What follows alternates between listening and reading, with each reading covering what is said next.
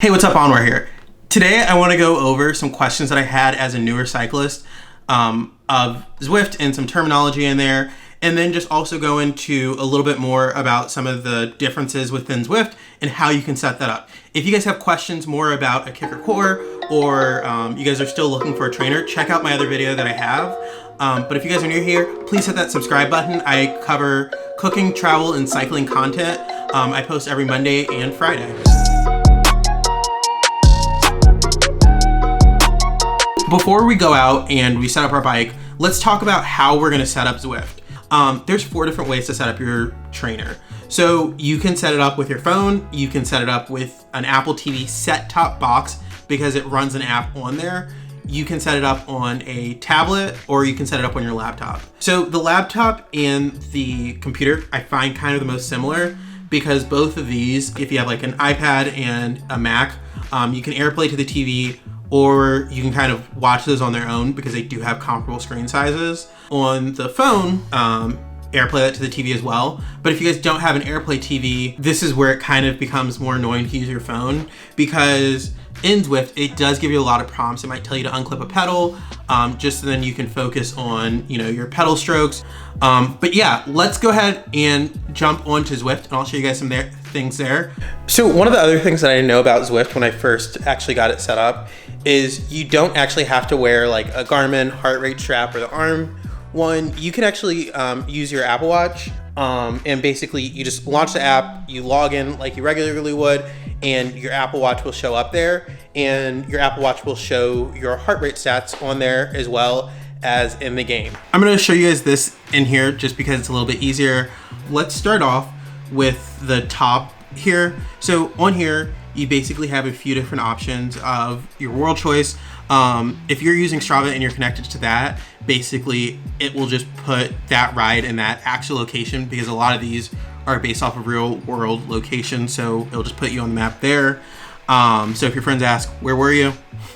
That's why. When we click routes on here, this is what gives you the ability to really like pick your workout if you don't want to like do an ERG mode and you're going for a distance or you want to try climbing. That's where you go and you select your route and you really kind of want to be specific.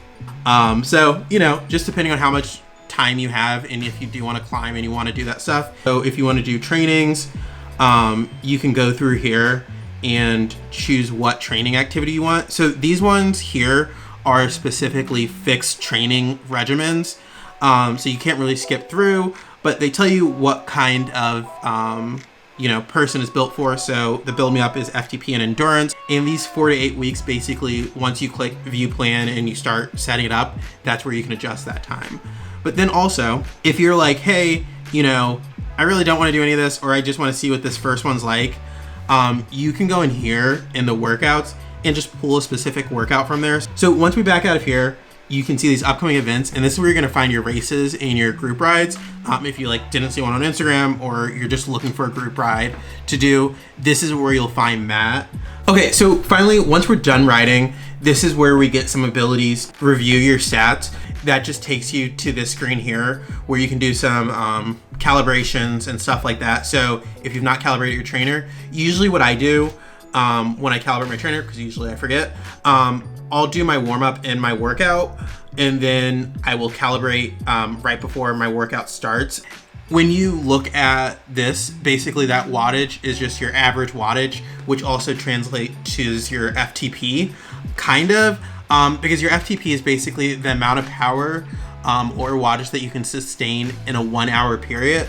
And then the other thing that you see is that TSS score, and basically you can click that question mark there, but basically that TSS is just how strenuous the workout is on your body. That's something a metric that you can compare to different workouts.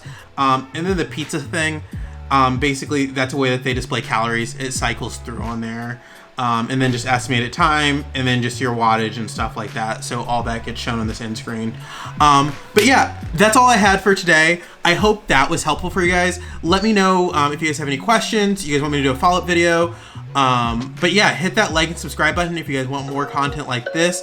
I'm planning on doing a follow-up video on the full Build Me Up program in the start of January. So look forward to that. And then on Monday, I'll see you guys there.